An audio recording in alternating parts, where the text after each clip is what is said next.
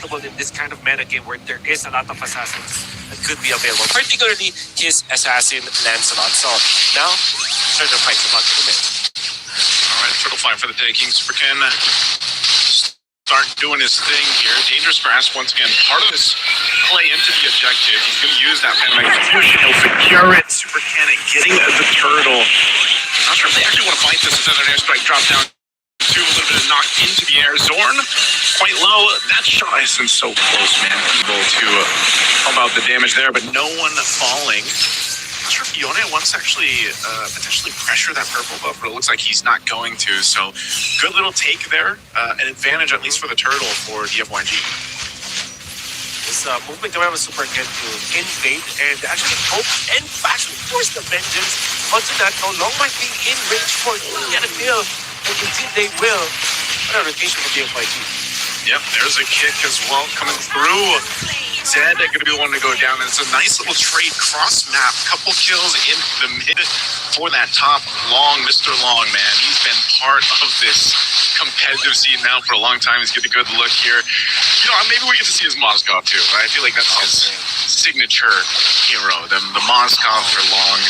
But he's got the Harith, and you know, we talked about how the recent patch just a couple days ago changed a lot of potential what could happen, you know, in some of the lanes of some of the heroes. We got to see glimpses of it.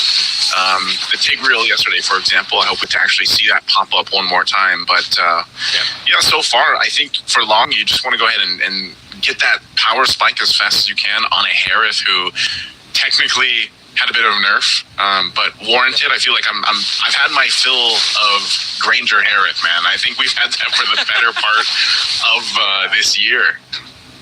Yeah, I agree with you.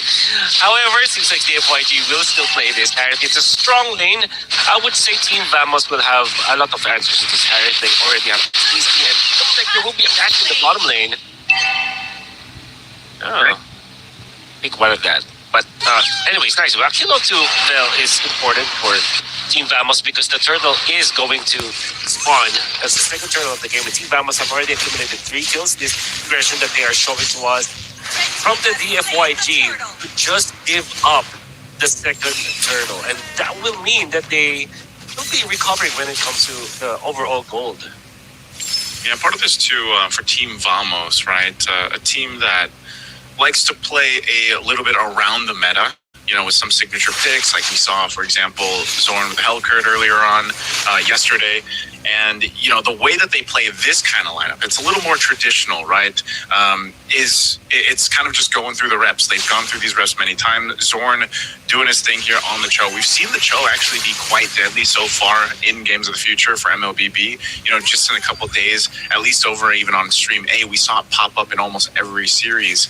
And the specialist Cho players out there like Zorn are able to do such a good job at setting things up for the team. And that's why Team Vamos, you know, they've slowly built into the lead that they have right now. It's nothing massive, right? So it's literally 100 gold, but the way they're moving around the map is that advantage, which is around Zorn.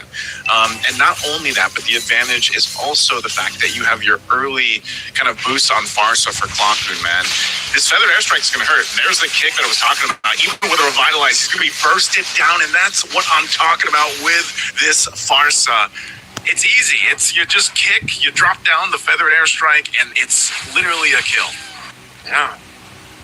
And to add to that, Zorn has been so phenomenal with the Cho for a very long time now. One of the specialists, as you have mentioned earlier. And that's interesting. The Valentina had to copy the ultimate of the Eastern Chain to provide vision to also to get out. Lapu outplaying Vel once again. It's the second death onto Vel very early into this game. Big pick up there. Fight up here on the top side. Pakun is going to try to flicker away. He does get away too. Oh, with 1 HP. Some way, somehow able to survive. Still in the mid lane. A fight breaks out as well. So despite all that, no one actually going down. I'm surprised Pakun held on to that flicker for the longest time until he eventually burned it. This turtle is up. It's for the taking. DFYG's in position. For Ken just around the corner too, alongside Arrow 404 for Team Vamos. Not sure if they have the space to work with, and Arrow 404 is a little bit too low, so they just have to give up that last turtle. DFYG. And then Zed will go ahead and just jump on out. So I'm not sure if they're going to actually go for a play. Zorn, every time that flickers up, you never know. It looks like they're going to try to spot this out. Zed's not sure if he should leave either. He's like, you guys going to be okay here under the turret? They jump in. Thorn Rose going to be used. Nice use of the puncture too. So they keep it from breaking out into a fight under the bottom tier 1 turret. Zed or staying in that area would have been very explosive for Team Vamos to have 4 versus 2 out there. Zed just canceling the recall the right move. Don't really care about the patches that well. For that, there's gonna be a kick, and for sure, even through the revitalize, that guy is dead. No ultimate onto the Dikachaniago means that there's no defensive AoE that's gonna happen.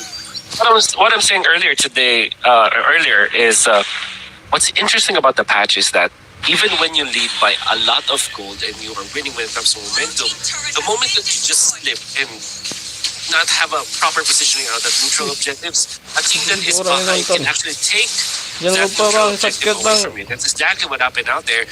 Like The nyo bang. Yisenshin was just a little bit mispositioned, and that allowed Vel to gain enough momentum to pop the ultimate and also DFYG to get that third turtle. And now the game is even. The game's even here at this point. Again, economically, they're doing a good job at maintaining things under control for DFYG, but I still got to say, it's what I mentioned earlier with Team Vamos, it's the way they're moving around the map. They have control to go ahead and go for these fights despite the economic balance here between both teams, right? They built up a lead, but DFYG just really doesn't seem to be able to find a fight because of this. It's always the Gataconcha that's going to be focused by the kick. Zed this time around will actually survive. Doesn't pull the trigger on the Revitalize either, but he's going to get stunned now. Super Ken trying to get out. A feathered airstrike. Drop down. Off the Revitalize this time. A couple of shots. He's going to AOG defensively. But this is a clear sign now. Team Vamos can make their way for this Lord take. Fel's here. Yone has his own kick. Stolen from Zorn. They'll take him down low, and I'm not sure actually if Team Vamos can secure this as easily as they hoped. So Lord, this is a dangerous class. You also have to take note of that. And that also will mean that there is this little advantage that Arrow 404 has over DFYG, which is the information that you get out of the Mountain Chopper. However, you still have to think about this Lancelot with Thorn Rose and the Retribution play. And Super Ken was just so on fire with this Lancelot. This was a first big Lancelot for DFYG. You cannot blame them. Super Ken has been phenomenal the past few days with this Lancelot. So gotta be mindful of that if you're Team Vamos. See how they handle this. Cisco gonna jump in again, using that Bravest Fighter, but they just call it off. Disengage from that Lord take mid lane. Take a little focus here. Those tier 1s being up in the mid lane still really help keep things kind of under control and makes this space that they're fighting for a little bit tougher to deal with. Again, it's dangerous grass as well, so one of the teams have been playing around this bottom of bush if they can. There's a kick from Yone, taking the medicine to Zorn. Taking a taste of his own medicine. Revitalize going to be popped. The feathered airstrike a little bit out of range to deal with this team fight. Down one member, Team Vamos doesn't want to let up. They're not going to give an angle for DFYG to take this Lord freely, as they're still pretty healthy here and they're still in good form to contest this or delay it until Zorn's back up here in a couple of seconds. Bell will be spotted out of that brush. Super Ken's going to go ahead and start this up under half health right now. Arrow 404 making his way, but Yone is there to block him out and zone him out with Black Dragon form. So Super Ken will be able to get the Lord. A feathered airstrike dropped down, and Arrow 404 can't get away from the Shy Essences. But a flicker forward from Siska to clean it up. The 2-for-1 trade, but the Lord going to the hands of DFYG. Wow. That was actually a good start for DFYG, the way that they set up the trap for Zord, because they know that eventually Zord will look for an opening. The DFYG were ready. It kind of felt like it was already a winning team fight for DFYG. They did win on the Lord, but they've lost 2 of their members afterwards. The biggest trade, however, is the kill onto Error 404. So, it would have been disastrous for DFYG to lose 2 of their heroes after the first Lord. However, they took out an important piece of the puzzle for Team Vamos, which was Error 404. Now, they can collect more real estate around the map. Fortunately for Team Vamos, they have stellar defense because of this Barca. And they will be able to defend. The best that DFYG could hope for might be to take out maybe all of the turrets in the bottom lane and maybe a mid lane turret. See see if they can, man. It's kind of insane that off that Lord, they really don't get too much, you know. Even Team Vamos still holding on to that tier 1 in the mid lane, so not a huge value on that Lord take, basically. You know, but they do kind of shift things a little bit in their favor if you consider, you know, taking care of that gold lead that they had. Super Ken's trying to get away here.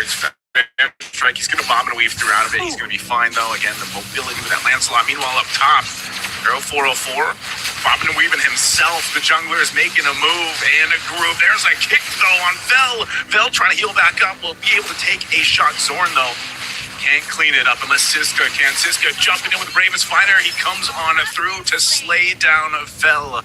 Good pickup there in a response from the top side. Yeah. Conservation price, it's here to turn up top, which is a lot of value, obviously, but at the expense of the 4th net and a Petrify onto this Yuzhong.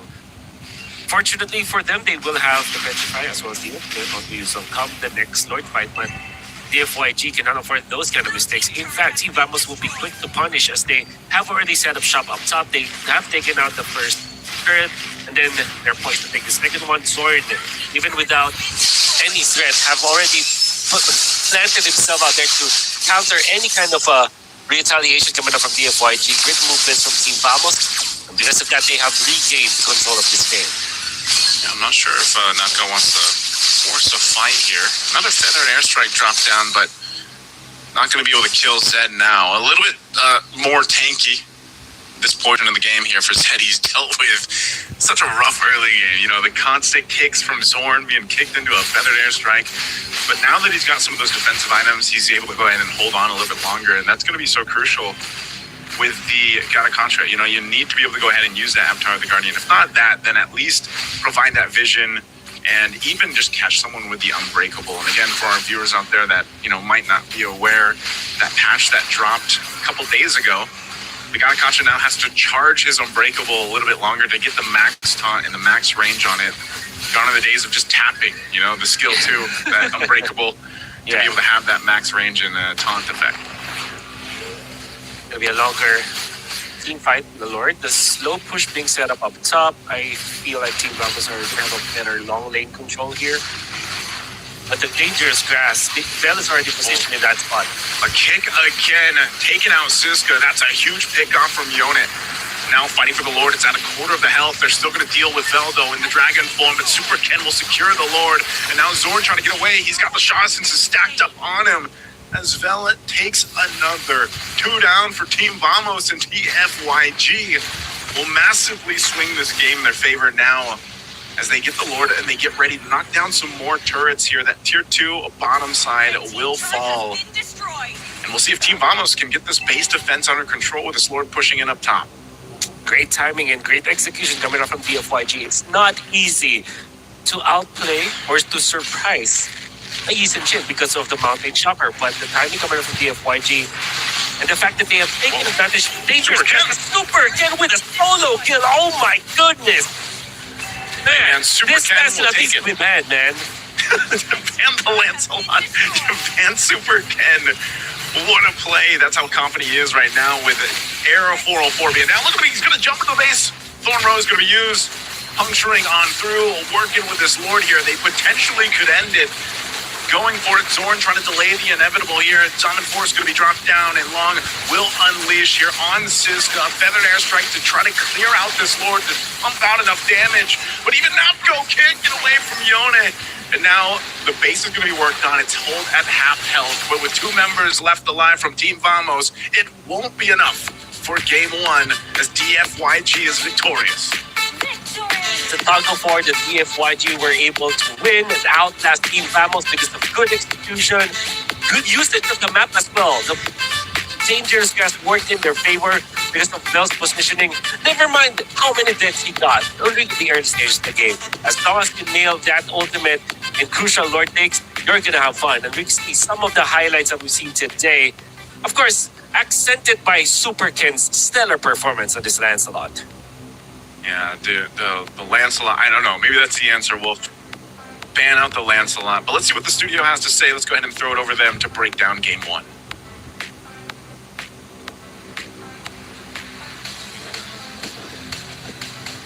That wraps up Game 1 of the series. We just finished Game 1 of the series here at Games of the Future Abu Dhabi 2025. It's a strong opening exchange from both sides, and we are already seeing how this series might shade up. Let us start, Ward. What was your biggest takeaway from Game 1? All right, game one, as expected, I knew that if this game would actually, if it went on late game, then John Frank would have the upper hand, so that's what GG's, of course, Soldier, he chose John Frank, and yeah, as expected, Team Vamos was actually trying to be in control most of the game. They tried to push it to the early game, but Team John Frank knew that they had to actually try to take it to the late game, and this is where they had the upper hand. So congratulations to Team John Frank on the first win. Looking at the statistics, what can we say about this? To be honest, DFYG, they totally have playing on the snowball, and they win in the first minutes, and they have snowballs on the towers, minions and waves, and have focused on their things, and they got the win, and they deserve it. Yes, basically, yeah, they were focused on the objectives mostly than anything else. As you can see from the stats over here, the total gold for the FYG was, it was a huge difference. The towers destroyed 7-3, Lord slain, 2 Lords slain. Actually, the first Lord fight was quite interesting because it seemed like VMS was actually going to take the first Lord, but Lancelot from Team DFYG actually stole the Lord, which was quite exciting, although it was a 2-1 kill for VMS. The Turtle slain also, there was a challenge, there was competition on that 2-1, and the buffs, of course, the purple-orange buffs. DFYG was basically in control of the entire match, but the kills went to VMS, but DFYG knew what they were doing. They were objective focused, they were moving in synergy with each other, most than VMS actually. But where do you think the momentum really starts to shift? From the 8th minute onwards, it showed that actually the FYG started showing their claws, basically, and this is where actually the turn happened in the game, basically. Yeah. When the snowball happens and the Lord stalled, then the shifting of the game starts for the FYG. Yes. They have the upper hand, and they know how to deal with it. Exactly. How important do you think is this Game 1 in a best of 3? It showed both teams what they're signing up for. It showed them that the enemy team is actually focused on one thing. It showed that both teams are actually, trying to get the win, and they're very professional at what they do. Moving on to the next match, I believe the strategies will change for both teams. Yeah, it will totally change. We might actually see Team DFYG trying to pursue the early game, and Team Vamos actually trying to get to the late game. This is what I'm expecting for the next match to happen, actually. Soldier, do you think this is more about preparation or execution? To be honest, for the first game, it was executions more than preparations. But now, for the two teams, VMS have one mistakes or one chance to win, and they get back to be a 1-1 equals. But for the FYG now, they have relaxed a little bit because they have upper hand, and they have one chance, no problem to have a mistake, or we have testing limits now. They have they can rest. But for the VMS now, they have the extra or the double stress. Yeah, that is very true, but I don't think the FYG is going to take that risk, to be honest with you. I think they're going to still try to aim for the win, basically, because they don't want to take any more risks. Because if they lose the second match, they might actually lose the third, so this is actually going to be stressful for them as well. So I think they will actually go for the win for the second match. You were talking about the draft earlier. Do you think there will be big draft changes in Game 2? Unlikely to happen. I would actually love for a big draft change to happen, to be honest with you, but it's unlikely to happen. I believe there might be slight chances, small changes in the draft, but not major ones. Maybe for DFYG, maybe they will continue on the same draft, but VMS, they will little bit changing, by 50%, because they know their mistakes, and they know, we cannot pick the same picks and the same game style, and we will lose. Like, because you are repeating the same thing. Maybe they will change the cards. They will change. Like, maybe they have the pocket picks. They have the snowball picks. We don't know behind the scenes. So everything, it's cooking in silence. Yes.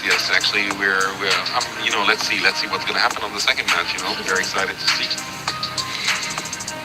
Earlier, we were talking about the draft. You were voting for For John Team Funk, YG, right? yes. And you were voting for Team Vamos. So was what you expected or not really? For Team Vamos, actually, from the pick and the ban, I was expecting John Frank to be honest. Unless, Team Vamos would actually try to see the game through. But watching the game, I knew what's going to happen. I knew that this was going to end not well for Team Vamos. The longer the game stayed, I was like, oh my god, okay, this is going to happen. Soldier is going to win. Lunch is going to be on me this time. So And don't You have forget one about chance. me. yeah, of course, you're a win-win situation, anyways, right? So as we can see here, Super Ken actually got 3 goals, 0 deaths, and 5 assists. So Super Ken, we would say he is the MVP of today's match. It was a quick match and a quick MVP. Yeah. And still, maybe if he can continue on the same MVP for the next match. Let's see. All right. So we are going to have we have around a couple of minutes before the second match will start. The teams right now are resting. They're relaxing right now, prepping for the second match. Team Vamos is in stress right now, trying to figure out what they will do actually for the next match. This is the best moments and the best, the total important minutes of the total of the games, because you will reset your minds, reset your brain cells, and you will it will focus on one thing, focus on the mistakes we have done, and focus on the advantage we can take for Team VMS and DFYG, how to get better and better and the best of the best. So they will continue on the same rhythm, same chemistry, same synergy. They need to continue, because if they didn't continue, the VMS, they will take the advantage from them. Definitely, yes. And we want to also see from the people watching on our social media channels, who do you think is going to win in the second match? Is it going to be DFYG? And they will seal the win and, guarantee their qualification to the finals, or will Team Vamos have something else to say? Do you think it will be more lane focused or rotation based? Actually, I believe it's going to be rotation-based mostly than lane-focused. Because as we saw from the first match, they were trying to go back and forth on all lanes, trying to push. Mid lane had the most clashes, actually. Both of the teams were actually trying to hold on to their mid lanes as much as they could, until the Lord was stolen from Lancelot from the team DFYG. This is where things are starting to change a little bit. Team Vamos started losing ground, losing most of their grounds, and it made it easier for Team DFYG to move around in the map more freely, with more freedom and more confidence, actually. And I believe Team DFYG in the next match, they're going to be, they're going to be very confident, but not to the point that they reach this overconfidence of that they might lose, actually, because overconfidence might actually make you make mistakes, in the end. So I think they're going to be very focused. I think they are, they know what they do. They want to do. They know that they want to win. They know that they want to reach the finals and meet all the strong teams waiting for them in the finals, like RQ Hoshi, like Aurora, like Rora, and also Onyx.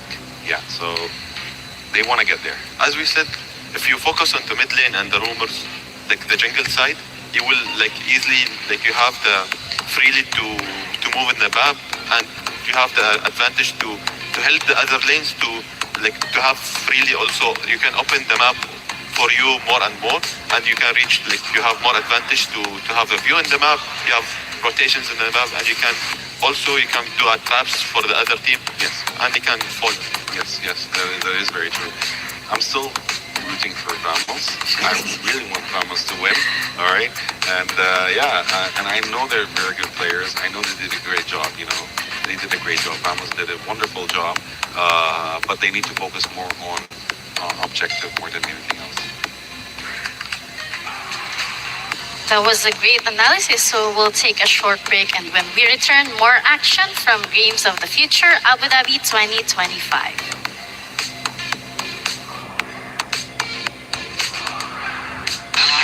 Abu Dhabi and UAE at the moment seems to be the epicenter of autonomous robotics and many other activities.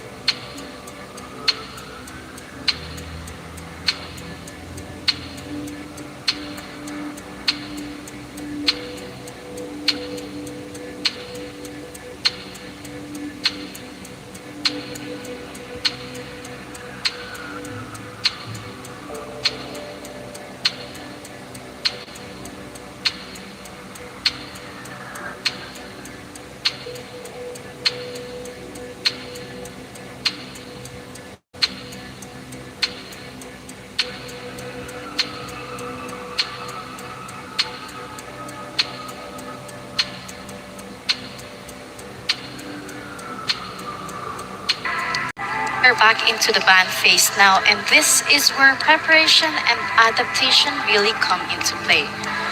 So, what story do you think these first bands tell us? The first band from the first match, it was very, focus oriented.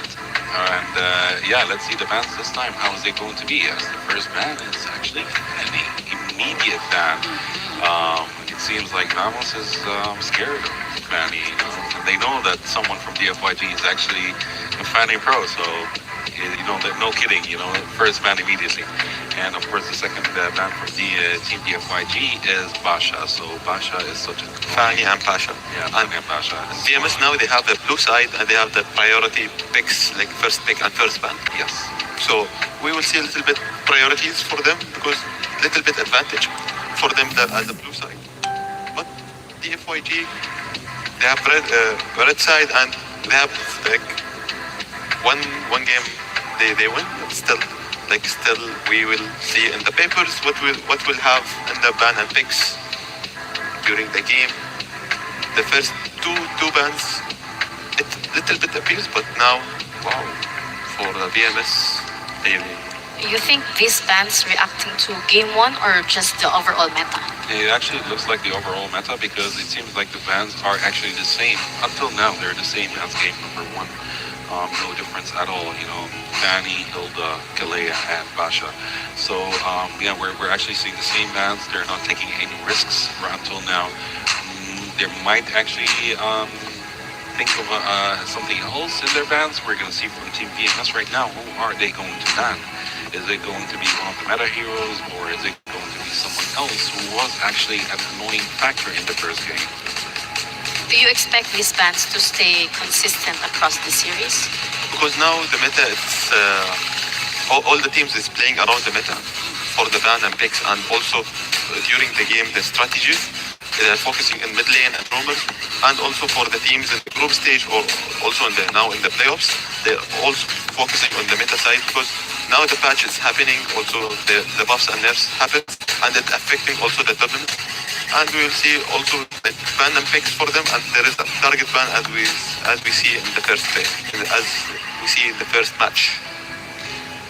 Yes, and as we saw right now, actually the third ban from Team Balance is actually equal as well, which confirms our theory that actually, yeah, they're just going for the meta bans. They're not taking any risks whatsoever. As audience would love to see this. We would love to see all the meta heroes, clashing. But that's not going to happen. Rock also got banned. First pick, Lancelot. That's what actually Team John Friend did in the first game. So EMS was like, okay, this time we're taking Lancelot. And They changed. Yeah, they changed. Labo Labo. Yeah, Labo Labo. They're changing roles right now, as I can see. We see who is playing Labo Labo better. Yeah, they're actually challenging each other right now. They're saying, okay, you played Labo Labo the first game, you didn't win, we will show you how to play with Labo Labo for this game. And they will take your Lancelot. Yeah. So, yeah, let's see. And of course, the second pick for Team DFYG is Harris, which is actually going to be taking care of the gold lane. All right, Team Vamos is actually taking Esmeralda this time. All right, since he was banned the last game. Second ban phase to start.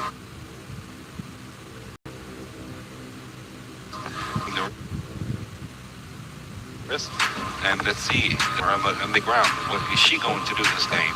And of course, Farsa is also going to be one of the picks for Team Vamos. For the first phase of the ban and picks, it shows like there is a lot of picks for them, and they took Harith, Labo Labo for VMS, also for VMS, they're taking Farsa, Esmeralda, and Lancelot. It's totally interesting picks. Rook, and the Ruby at the first game. Yes, they just banned Ruby just like the first game. But there is a new pick that we're seeing right now from Team DFYG, which is Hayabusa. Hayabusa is such a great hero, such a hero with extremely high mobility, and can actually join the fight and leave the fight in a glimpse.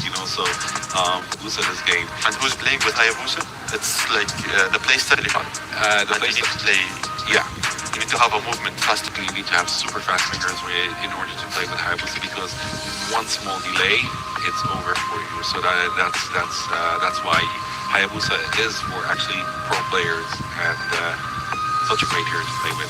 Now the fourth ban for Team Vamos is actually Dikachaniago, who is such a great roamer, has very high crowd control, very high taunting as well when it comes to fights. So and can dish out actually very high damage in some cases.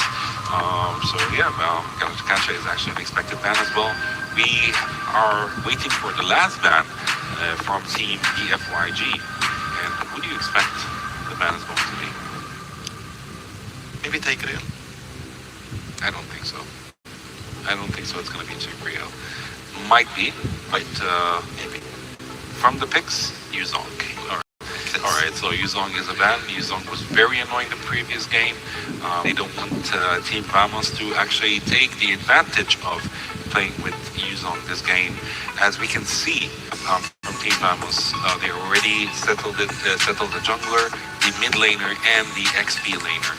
Although Esmeralda can be played as a roamer as well in some cases. So we are still trying to figure out if Esmeralda is going to be an XP laner or a roamer. As for Team DFYG, the fourth pick is Chu. So Chu is most probably going to be a roamer in that case, since Lapu Lapu is there in Team DFYG, and he's most probably going to be an XP laner. All right. Oh, wow. VMS taking some new cards. Yes, Novaria is such a great marksman actually in this meta, and Guinevere, who is a great crowd controller. So as we can see right now, Guinevere is going to, and Esmeralda is going to be a roamer. And on the paper, Adham, it's totally like for the VS because I like their picks, I like their bans. But DFYG, maybe they will surprise us in the game. Until now, we didn't see the Yusin Shin because we saw it in the first game and we saw it in the maybe totally in all the games in the group stage.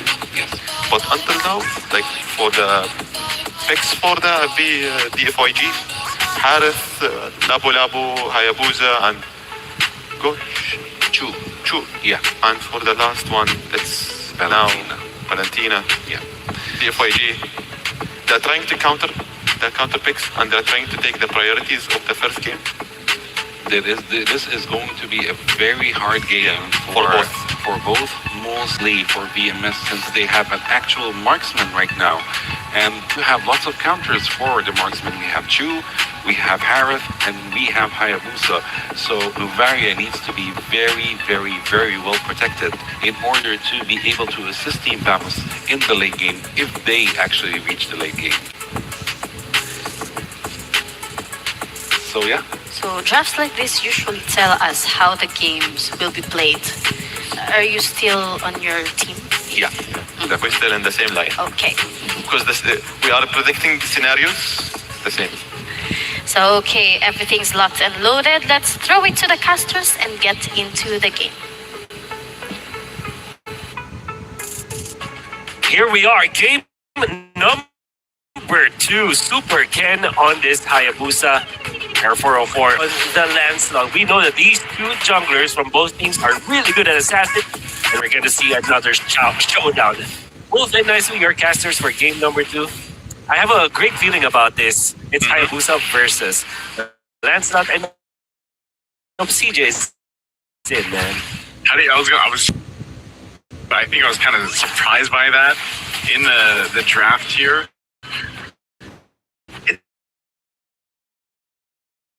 Like, is she going to do all this that we usually see? And hold on, Zed. Whoa, getting a little overzealous. Error 404 will clean up a kill. Both junglers picking up their own, trading the roamers on both sides. So that's about as even as it gets, man. Both kills going to junglers, both roamers going down, right? But yeah, going back to my point, I feel like when Obsidia came,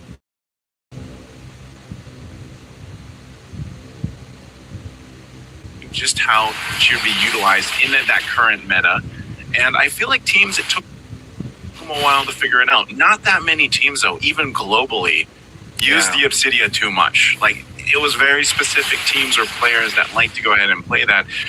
And I know she didn't get any changes, right? In the patch, like she was untouched. So Yes. I just feel like Obsidian as a whole is kind of like in this neutral ground. Like she can be good if she's able to scale up and get to the point where she needs to, or she does abysmal, you know? And that's not just Yeah. because she's from the Void. Like she can do really, really poorly. So Yeah. that's something definitely you want to watch out for, how Nako plays this game here. What I noticed is that in the past months, like the better half of the season, especially when Obsidian was introduced, it was the Granger Harith show, basically. I think it wasn't still is really a bit. adopted. It is. And the reason why that's the case is because you want to be strong in the early stage. On the early stages here, Arrow 404 will be able to claim that first turtle. Is Vel going to push this for Zorn? Okay, he does it, but now Vel might actually get punished himself as he does. A little overextension there. DFYG, but they traded. Trading that turtle, going in the hands of Team Vamos. So a kill plus an objective, and yes, as you were saying, Wolf. I think the reason why people are not, I mean, at least from our region in Southeast Asia, and particularly in the Philippines, why there hasn't been much Obsidia is because why would you go for an unsafe pick when you could just pick up Granger and Harith?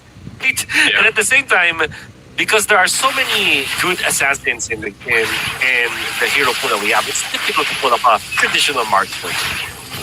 Or is Zorn going to be able to get away from this? Oh, no! Super Ken Goodness. goes back with a shadow, but he does get punished himself, and now Zed might be Nick next. Uses the kick, though, just barely surviving. Good play there by Zed to stay alive, and this is Vel claiming a lot of extra gold up here on that gold turret. Gold plating up here up top. Oh.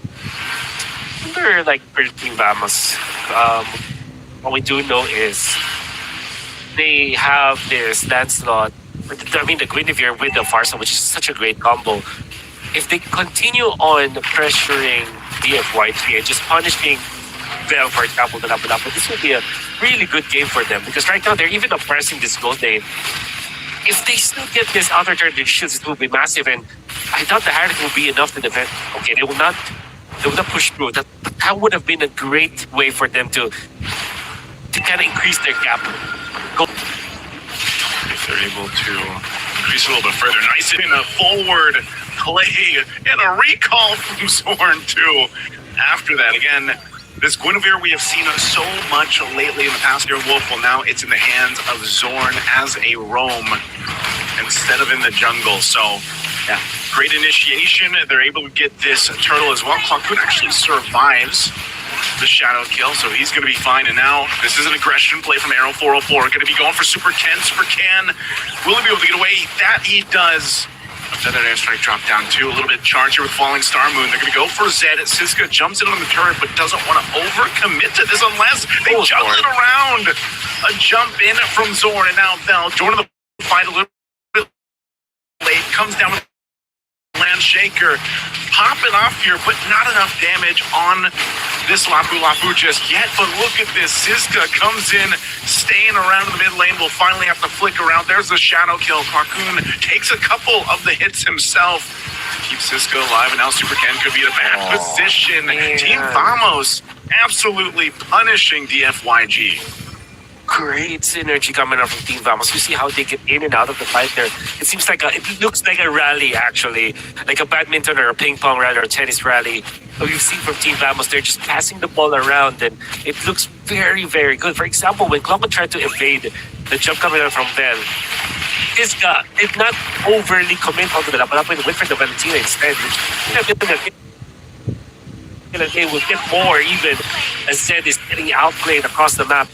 Clockman and Zorn are just so good at making the place happen for Vamos. Good plays there. Again,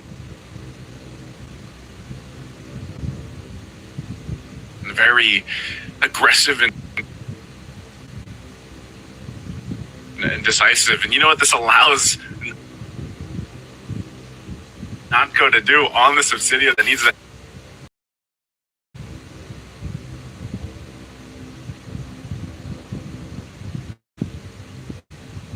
Time to go ahead and scale up. Well, just,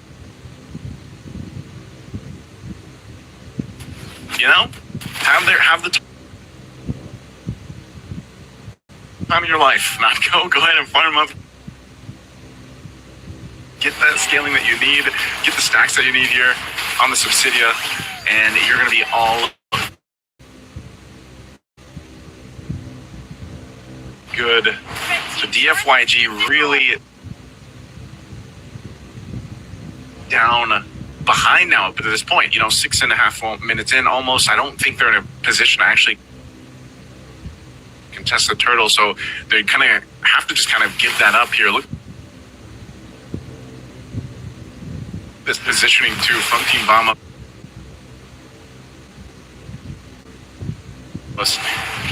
They want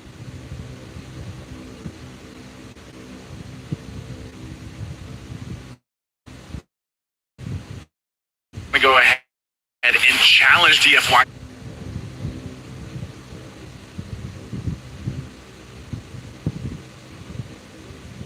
There's the kick. Way the Dragon's going to be able to find his Zorn out of the picture. So DFYG will take that challenge. Oh, the damage from Arrow 404. Is he going to be able to get long? He does, using the puncture under the turret, but now Arrow 404 might get punched. He's got the moves. He's still alive, and Siska will take down Zed. It was so bad for DFYG to fight under that turret. Man, Super can't style on the Hayabusa right now. Yeah.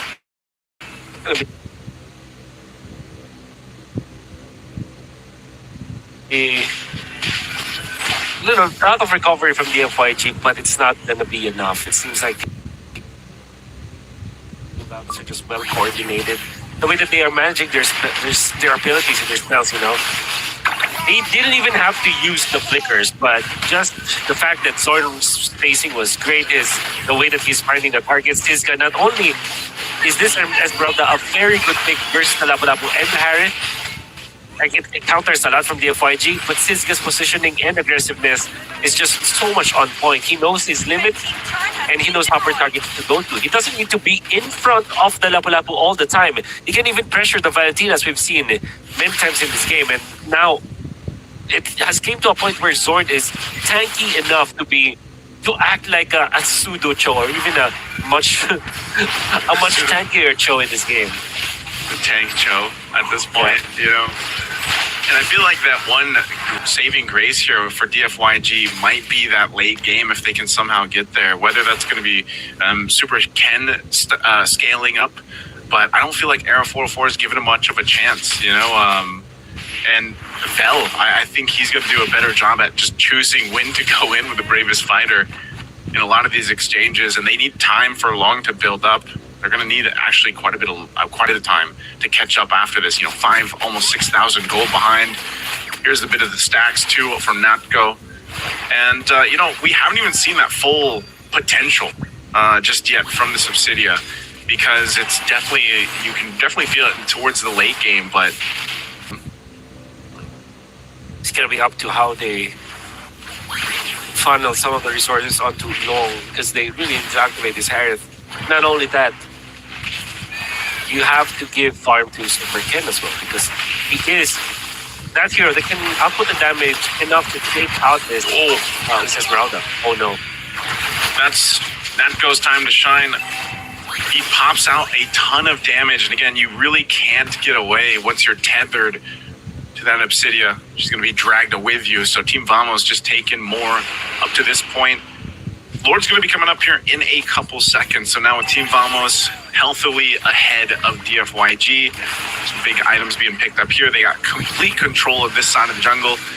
Super Ken might not see his buff at all up to this point, as Lord is quickly dealt with by Arrow 404, securing that.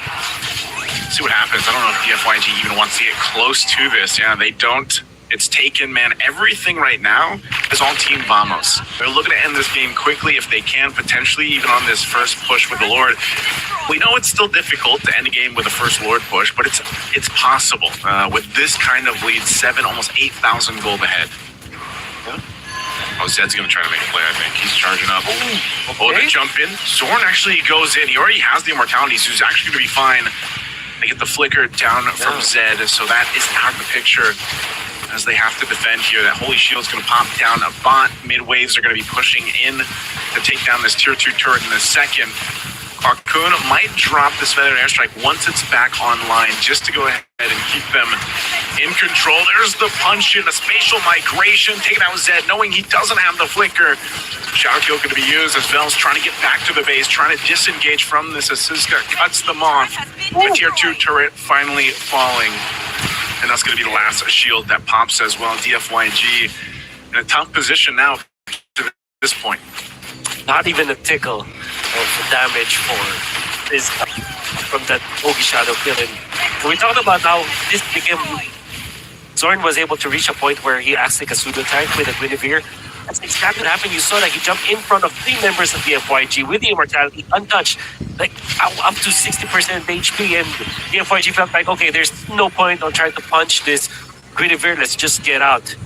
That would have been a good play for DFYG, but Zorn had the luxury of checking the bushes, face checking the bushes even, because of how strong he is. This is immortality and a couple of casual items for the Guinevere, silence rope for magic, you have the dreadnought armor, and then straight into the immortality. Belt of Ares obviously giving him HP, so this is an interesting. It's a Zorn build, man. It's a Zorn. And You know- also, he has more gold compared to the far side. I don't know how that happened. Yeah, I don't know. I think Zorn, part of his mission too is, just to jump in, get that focusing mark activated, and then, basically from there, he leaves the rest of the team's hands. And, that's how you want to play the Guinevere in the roam. You're kind of just there to go set things up, spatial migration, and go for it. Zed's going to get seen out of that bush. Yone, I'm not sure. Taking a feathered airstrike to the face. He's going to fall. Just gone an instant defensive kick from Zed to keep Arrow 404 from possibly cleaning up a kill. A shadow kill is not going to do anything. Not a tickle at all, as you mentioned, Wolf. Base turret falls in the mid lane. And there you go. I'm not sure if they want to press for more with the Lord being up. Take the discipline round. Go start this Lord for Team Vamos. 11,000 gold ahead. Walk of shame coming out from E1. Valentina popping the Purify, double dashing, but the sticker and the feathered airstrike coming out from Goblin was just way too much on point, and Valentina could not survive that. Even the Shadow Kill tried to defend the mid lane with that Super Ken, just cannot output enough damage to even be a threat for Team Vamos. This is looking to be a one-sided affair. Esmeralda from Cisco, a good pick that cannot escape Obsidia now. Yeah, solid choice here that they have right now. The Obsidia, this is definitely the time where she's online and ready to rock and roll. Naka having the stacks there as well. They're going to go for it. Yone in trouble, trying to get away and bursted it down again. Vel trying to do his best with the Bravest Fighter. Goes in with a Landshaker Flicker combination, but it's just way too much as Natko has all the space in the world. And now fighting around this Lord. 3 members of the FYG trying to disengage here. Zed trying to buy some time with Jikando, but he's dealt with by Siska. He's going to have to heal back up. The Lord was cleared out, but the waves pushing in on every front as Team Vamos is looking to take it to Game 3 in this elimination match. A feather airstrike dropped down again from Clarkoon. Zed will go down to the jump in forward, but the base is going to be worked on and locked on forward. They're looking to end it here, but clearing out the waves, and Team Vamos will take Game 2. We're very happy about that because a one-sided game for Team Vamos.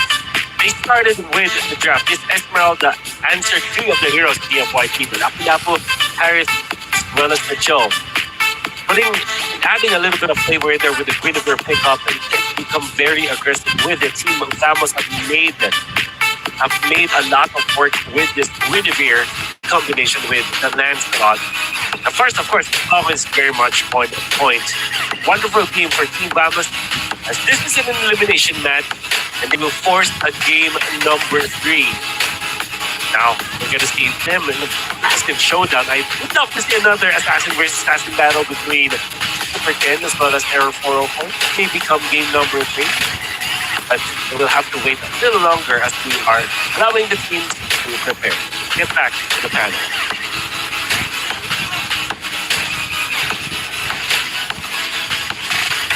And just like that, we are tied 1-1 here at Games of the Future Abu Dhabi 2025.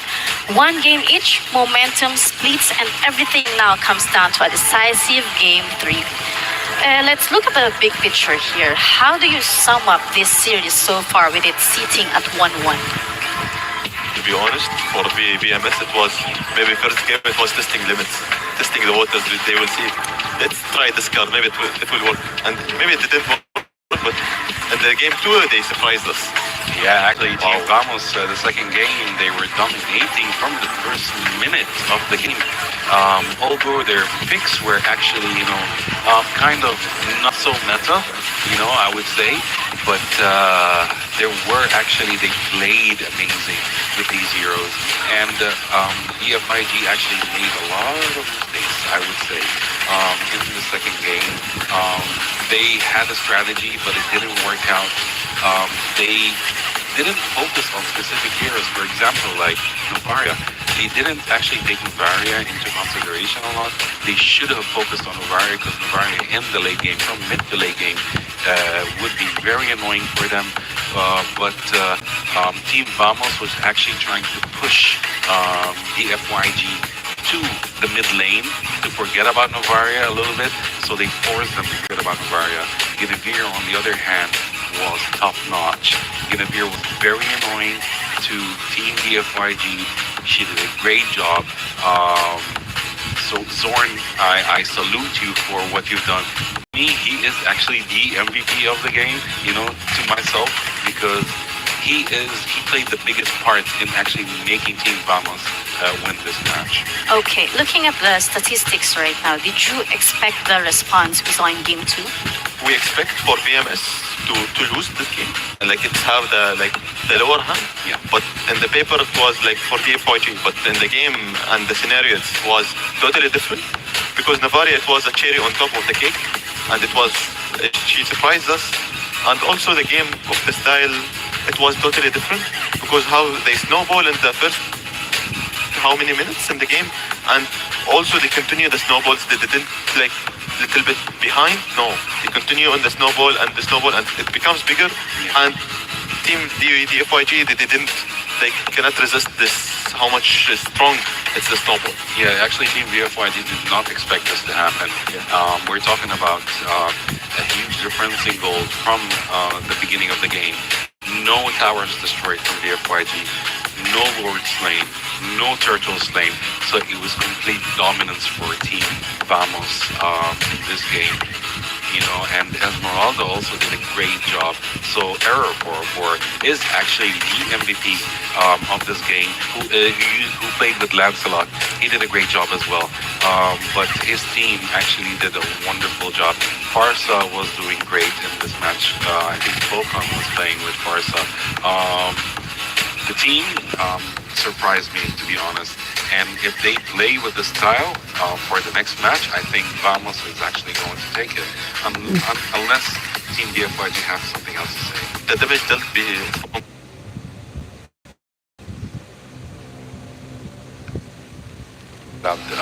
stood out this match compared to the first one. And the scenario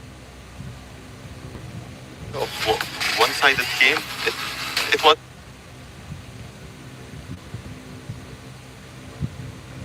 in my mind, and it happens during this game. Not was taking no objective taken, and they have the full Yes, total. so we can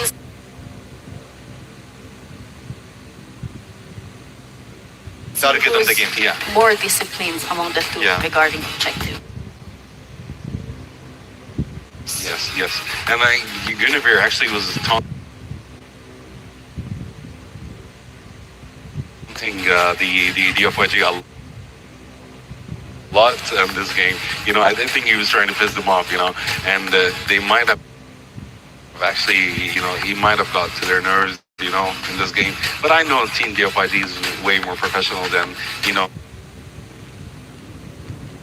like they would actually not get like emotional throughout the game. So, but yeah, Guinevere was actually on point this much. But do you think any player under pressure right now?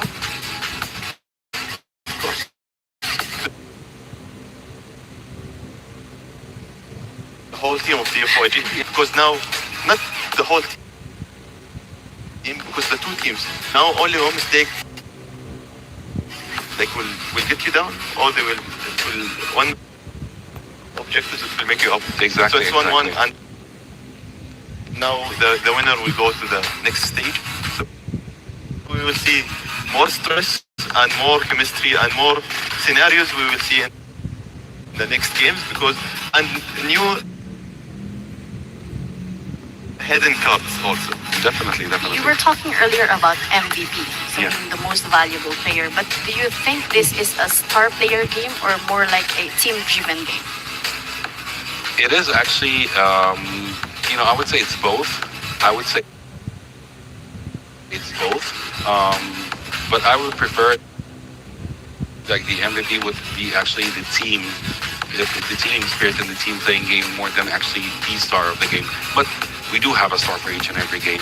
You know, the person with the most, you know, effective play, you know, throughout the game. So yeah, Error 404 with Lancelot, he actually did amazing, you know. But I would say that he couldn't have done it without his team. That's a great analysis, but we'll be on break right now. Catch you after this. It will be the drafting. See you guys. Abu Dhabi and UAE at the moment seems to be the epicenter of autonomous robotics and many other activities.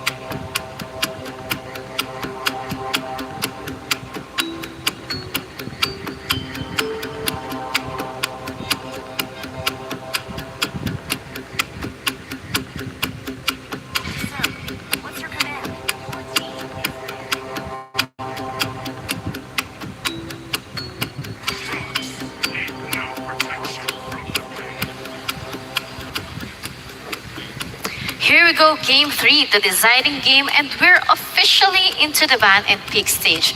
Everything we've seen so far comes down to these next few decisions. How much does the pressure change the ban phase in a deciding game? A lot, actually, a lot, because the ban on the picks is actually takes around 70% of the game, basically.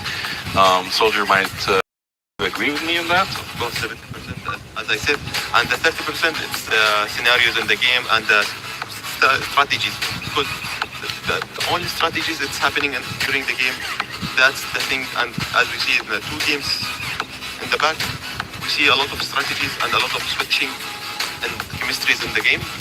BMS surprised us with the chemistry between them and the collaborations happens. That's the thing they want. As we can see in the pick and bans, it's happening like the same picks and bans and the meta bans, also a little bit of the target bans between the two teams. Yes.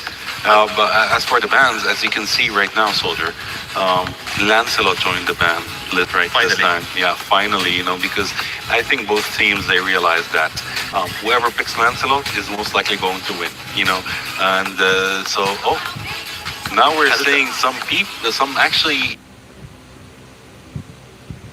heroes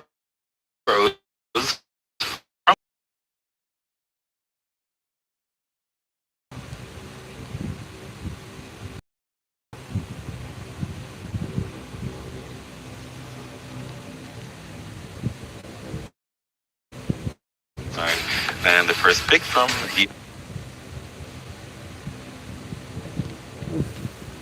FYG is Hilda, and oh my god, Hilda is going to be so annoying for VMS. I can tell from right now, I know how annoying Hilda can be, actually. For the first pick, as Hilda, it will be annoying and it will be a little bit pain in the team. Yeah, definitely. So we're gonna see right now from Team Vamos, what are they going to do regarding this Hilda pick? How are they gonna try to counter it? How are they gonna try to overcome this pick, which is not going to be easy? We are expecting a Yi-Sun-Shin and a Yu-Zong, so this is very exciting from Team Vamos. As I can say right now, from now, Soldier, I can say that this game is going to be on fire, actually. Yi-Sun-Shin, we didn't see it in the second game, and we see it in the third game. Because Yi-Sun-Shin, it's a mark in the team. Like it's adding an objective thing in the team who's picking, and giving a chance to having advantage and having snowball. Soldier, after the first two games, do you think that there is a must ban hero? Yeah, of course. The must ban, it was Lancelot, because who's picking Lancelot, he's having an advantage of winning. And also we are seeing also Labu Labu again for team YG. They are not surrendering. Like, we will take it again and we will teach BMS how to win. Soldier, do you think we're seeing player-specific bans now? Specific bans for players, we can see Fassa, we can see Ruby, as we see in the two games. Also for the Harith, we can see. I can see actually Vamos is actually kind of comfortable right now with the Guinevere pick. Although the FYG is actually, they picked Hayabusa again. Although in the second game they had a hard time, Hayabusa had a hard time. But I believe since Lancelot is banned this time, Hayabusa might have a chance to actually show up this game more than the previous one. So yeah, we'll see. And as you can see, the fourth ban for Team Vamos, they're still banning Zushin. A chance to Zushin to join the game, I don't think they will ever. And as we can see also from Team DFYG, the Ruby ban is a must for them. Yeah. They know how annoying she might be, especially because Ruby can actually counter Hayabusa a lot. She might stun him, and then they might actually gank Hayabusa. So they had to ban Ruby. They didn't want to give a chance for anyone to counter Hayabusa? Because Hayabusa, it's the point on the TFYG, and they need to try to eliminate anything annoying Hayabusa and anything like trying to encounter Hayabusa, and they are banning counter picks and also target picks. I'm surprised they actually banned Lunox this game. There might be a reason for that, and most probably because of the crowd control factor of Lunox. Although on the other hand, I'm still having questions about the Hayabusa pick, because most of what I'm seeing right now from Team Vamos is crowd control based heroes, you know, and Hayabusa wouldn't do a great job with a crowd control team, you know, focusing on crowd control. So it's kind of surprising. What are they going to do with Hayabusa this time? And what are they going to target? You know, so it's kind of weird, but they might have a strategy that I might not have speculated. So let's see in the match, what are they going to do with that? For the second game, Hayabusa didn't get the full potential in the game. Maybe you will see in this game the full potential for the Hayabusa and with Labu Labu and Helda. Yeah. But as we see, Fasa it's banned. Yes. So yes. they're trying to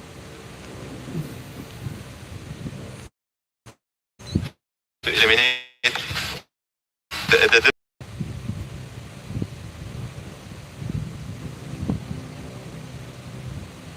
damage dealers, the crowd controllers, and the other things that they're trying. The snowballers, we can say, for the both teams. Yes. As we can see right now, I think they're picking Kimi to be the mid laner.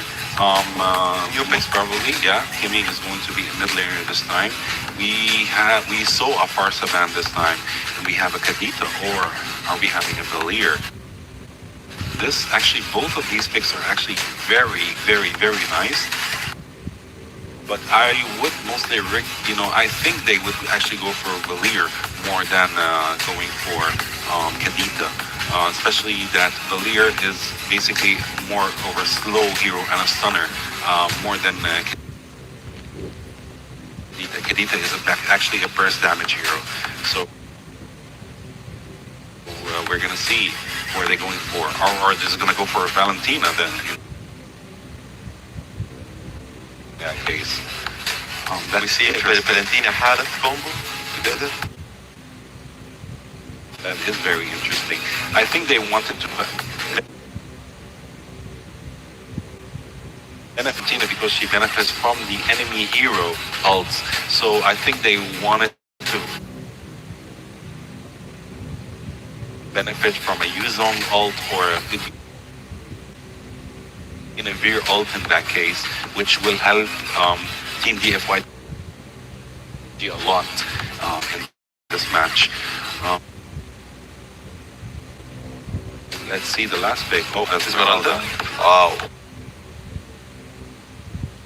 Okay. BMS. This is going to be an interesting game, you know. I think it might actually go to the late game. I think it might go to the late game. I think both teams are actually focusing on the late game more than the early game. Both teams have fabulous picks and fabulous bans. And we will see in this game new scenarios like we didn't see it. Because now the last game for both, and who's winning, it will go for the next stage. Yeah. But for BMS and the FYG, like equal, but the upper hand will go to, for my mind, the FYG. I'm rooting for Vamos, so I wish them all the best. I wish both teams the best. And yeah. Good. With this draft, which is more forgiving if mistakes happen? DMS. Yeah. Soldier? BMS. BMS. I'm with you now. Yeah. So if both teams play perfectly, you think BMS will win? It will take the win. If both teams will play perfectly, and the scenario in my mind will happen, the FYG. GFYG. And you? DMS definitely. BMS. All the way.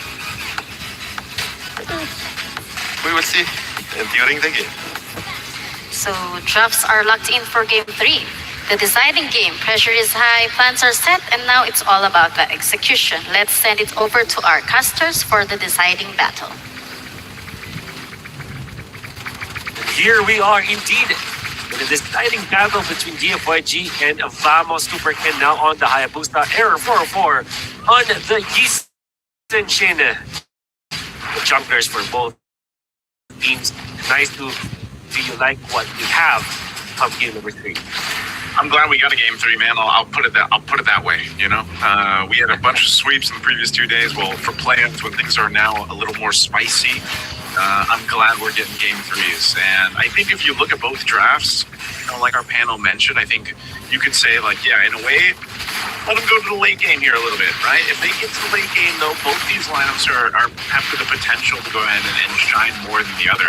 And a big part of Team Vamos' lineup is, once again, are they able to go ahead and utilize the amount of crowd control they have? Zorn, when he played the Guinevere earlier, like, he was able to do it. You know, he was able to actually go ahead and set things up with the spatial migration. He's very aggressive. And I think that's what makes Zorn, like, always a fun roam to watch. He is one of those roamers that, you know, people really tend to talk about or watch when it comes to the international scene. And, you know, part of that, too, is the scaling. Like, their scalability, like we've talked about Akimi for so long, since she's been in that mid lane meta for so long now, you know that she can provide a ton of damage, and the traction pulse is great.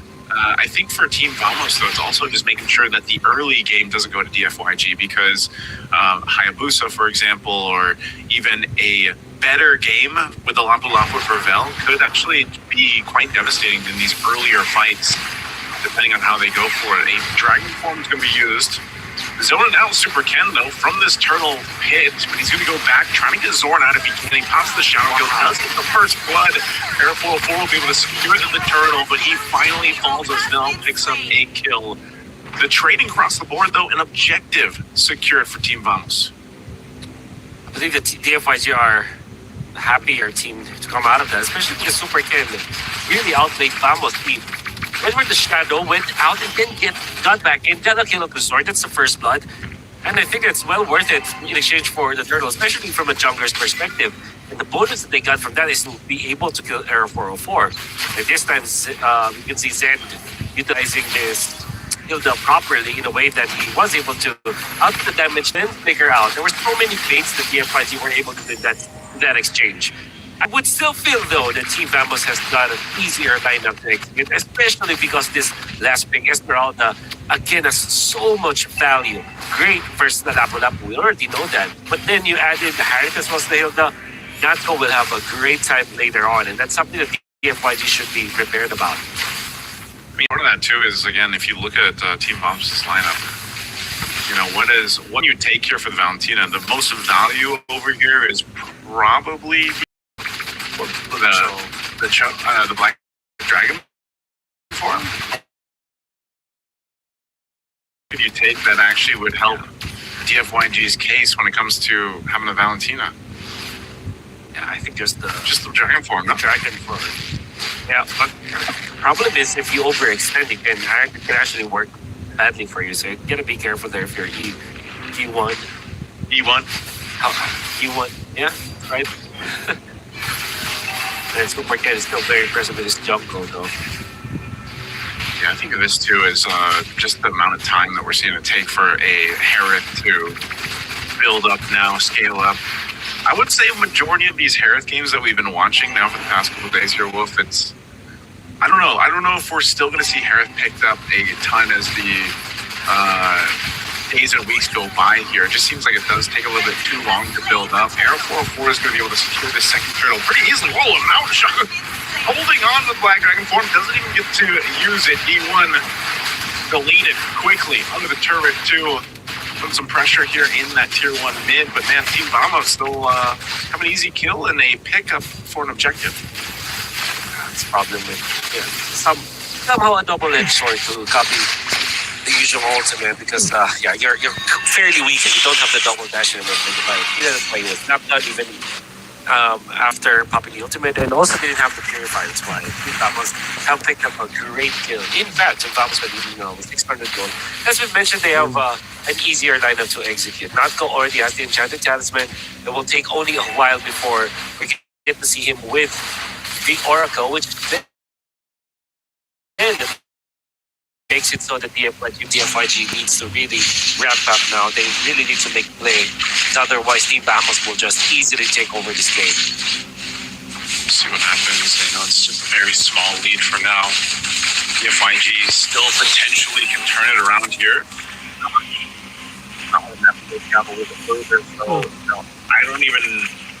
The third turtle, DFYG, if they can kind of get into the position where they have a favorable one, and maybe that's a kill off of Super Ken if he's able to get a shadow kill off of this, just like this against Air 404. Wow!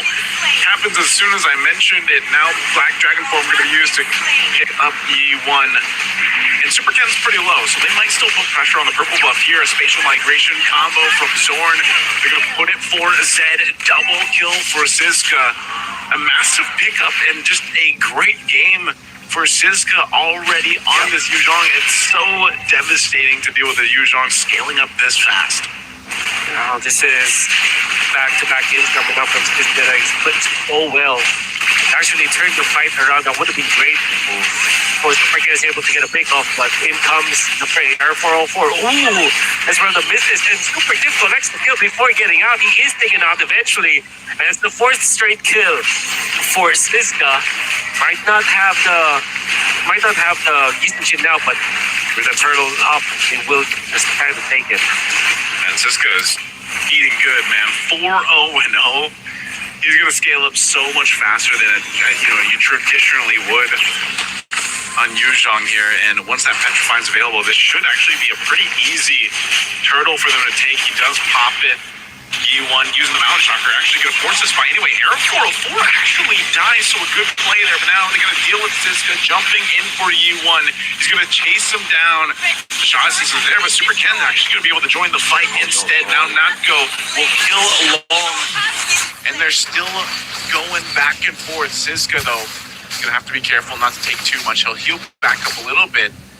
This turtle's still for the taking, but Super Ken will go grab his buff. Bakun picking up that Sky Piercer now, though. So all of that might have gotten DFYG their first turtle of the game. This last one, as it's secured by Super Ken. Pretty scrappy fight for both teams. As Air 404 was left alone, Siska went for the dangerous grass player on the turtle pit, where he popped the ultimate but did not find anyone. Had it been that they connected with the Mountain Chakra Extra Vision, then Siska would not have wasted his ultimate on essentially nothing but grass. Could have been good for Team Vamos, but there's just some miscoordination out there. That's why Air 404 eventually got taken out. But Natko punishing Long once again. Long pump the Salmon Force in front of the Esmeralda.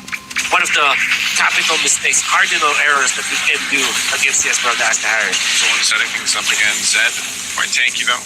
Should be fine. And that's why we see that Esmeralda pop up so much, from draft to draft. Teams really leaning towards Esmeralda, whether that's in the gold lane or XP lane. Like, we've seen both. It's just kind of annoying to deal with. You kind of have the freedom to do what you want in a way until the proper items or that, enough of that burst is there to deal with an Esmeralda right now. But the fact that you have an Esmeralda this way, but then at the same time, Siska is having the game he is on this Yuzhong, it's really difficult to win some of these fights, depending on how it actually breaks out. And both of them are happening here with Super Ken being able to dish out quite a bit of damage on this Hayabusa, but traction pulls thrown out, spatial migration, Requiem combo, Vel falling here in the mid, getting caught here. That's one of the things you have to watch out for with a Guinevere across from you. Get out of there. Zorn digging up where he left. Game number 2, it wasn't as clean as game number 2, but Team Vamos are slowly finding steam once again. Leading by 1,000 gold. They're already zoning out the members of PFYG up top so that they can naturally push it. It's going to be the turn down. Try to put pressure on Super Ken, but Super Ken might be forced to pop the retribution. No, he won't. And because of that, Zorn gets his purple buff. You see, Team Vamos are pressuring Super Ken to pop the red tree so that the Lord Fight will be in their favor. It turns out they get even more of that because now they get the purple buff on Zorn. Yeah, so he can just go ahead and spatial migration a little bit more here if he doesn't land the one he wants to. So this is actually a pretty big risk for DFYG to go ahead and start playing around the extra grass that they have here, the extra bush, they'll keep Zed there on the Hilda.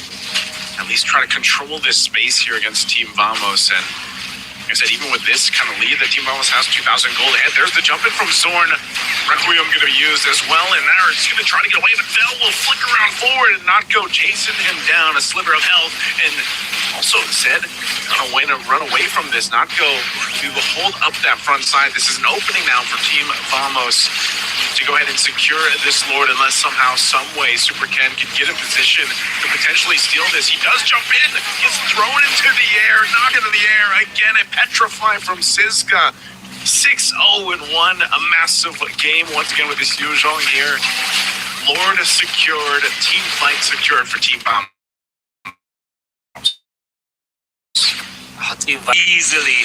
They know that eventually when the Lord is too low, DFYG will do everything just to get that retribution up. Super Ken making that play with the dash, of course, with the shadow kill, but because of that, you can see that Team Vamos were so much prepared. The stun was already waiting in the wings. They know they have the knock-up. They know they have the control of the situation. Not only did they get the Lord, they also get 3 kills on top of that, increasing their lead to 4.6k at just 11 minutes in. They might even be able to push the bottom lane turn easily. See how they handle this push with the Lord. Again, both teams here facing elimination right now through the Games of the Future, and Team Vamos with a healthy lead in this Lord pushing in. They might just win it, even off this first push. A Black Dragon form going to be used by Siska just to keep them at bay. They secure themselves that base turret, now knocking down at tier 2 in the mid. They still have the work to do up top as well, so DFYG will go ahead and defend, take out the Lord. And Team Vamos, despite this lead, will take things a little bit slower just to stay disciplined, take out these tier 2 turrets. Down 2, or at least do some damage to them, but right now they're just happy with the one push down on bot. 12 minutes and you get the inhibitor. I think that's a big reason to be happy for Team Vamos, but job's not done yet. They really need to secure this. We might be waiting for 7 more seconds before the next Lord spawns. And I think the next target now for Team Vamos is to deny the purple buff away from Super Ken. They have positioned their pieces around it already, just waiting for it to spawn. Eventually, the Yi Sun-shin will get to that position. How? While that's happening, Zorn is actually scouting out where the FYG members are. Yeah, they have, I mean, even for the position from Esmeralda, the extra push from Dangerous Grass. Oh, no. Yeah. Natko's, though, he's going to be fine. Again, there's so much this Esmeralda can do. You know, it doesn't really, if you are going to wait patiently in one of these bushes here, the Dangerous Grass, like, Natko is the guy to go give the information. Doesn't necessarily have to be Zorn here, and that's one of the advantages of having this Esmeralda on this lineup. You know, you can kind of do this all day, man, and that's what Natko wants to do. Very different, you know, than every single time that you see these gold laners do get the chance to play the Esmeralda. Maybe it's a little freeing for them. Like, they're like, okay, I get to play a very different game than what I normally do in the gold lane with a traditional marksman. Yeah. Team Vamos, very number up on Natko. They will start the Lord very easy, very quickly. Zorn is cutting them out and into the prey. Okay, Lord secured though, so that was all a distraction. They'll just go for the reset, get ready to march towards the base here of DFYG once again. And I don't know, Wolf, I think, you know, with this case in game 3, 7,000 behind, and really Super Ken's kind of initial advantage that he had on the high boost, especially early on, has kind of waned a little bit. And now, you know, you're looking to see where that point of contention is going to be with this composition, and unfortunately Long just isn't there yet. Black Dragon form going to be used, pushing them off of this top base turret as the Lord has to be dealt with on the bottom. A stun with Petrify too. Vel is gone so quickly once again. Lord finally being worked on, but he did clear out the wave. So DFYG, just with the health, or just with the life of Vel, they stay in the game off that Lord push. They still have a few pushing waves. Powered up for Team Vamos. They're going to go for this mid turret, Natko keeping them cut off from that turret, and Zed might got a little bit too far there as Klakun picks up a kill. Base turret's going to fall. They have that one cannon minion. They're going to lock walk onto the base, and they have to do everything they can to stay in the game. DFYG will be able to take out Siska. That's a big pickup and a successful defense for DFYG to face off against Team Vamos, staying in this game 3. That's enough for Team Vamos to just get out of there in this elimination match. They're literally one win away from advancing into the quarterfinals, and seems like they are leading by so much that they can afford to prolong this game even further. And to be fair, I would agree. I think it's much better for them to get out. Natko has to get away from this though. That's the flicker. Whoa, the damage! Parkour with the Wind of Nature too. He's almost able to get away. A good attempt there, but at least the turnaround is something that DFYG needed to happen here. Catching out Parkour, even getting a couple flickers, Natko's as well. This might be a small opening for DFYG to make something happen. Now Arrow 404, no. he's actually going to get caught out here too, as long as he picks up a kill. And now it's Natko in trouble. Super Ken picks up another. What is happening to Team Vamos? Oh no, Team Vamos. Overconfident, overstaying as well. Getting outplayed, outmaneuvered in that part of the map. They definitely did not expect that death push like coming from DFYG. How they have lost all their core members, will lose their outer in the mid lane. Long posting for another push, but the defense moved there from Zorn as well as Siska. U1 might not be enough to get a push up top. Or I has to get away now. Oh, he does. The Terrify comes in clutch there. Zorn has immortality, but is he going to burn his flicker as well? Pankun there, quite low. Siska's going to jump in. Super Ken, not sure if he's going to commit to this. He gets knocked in the air with a stun, a space migration. They were waiting for that moment for Super Ken to move forward, and that is unfortunate. Bad timing, too, as now the Lord is up for Team Vamos. Oh my goodness, what a way to outplay Super Ken out there.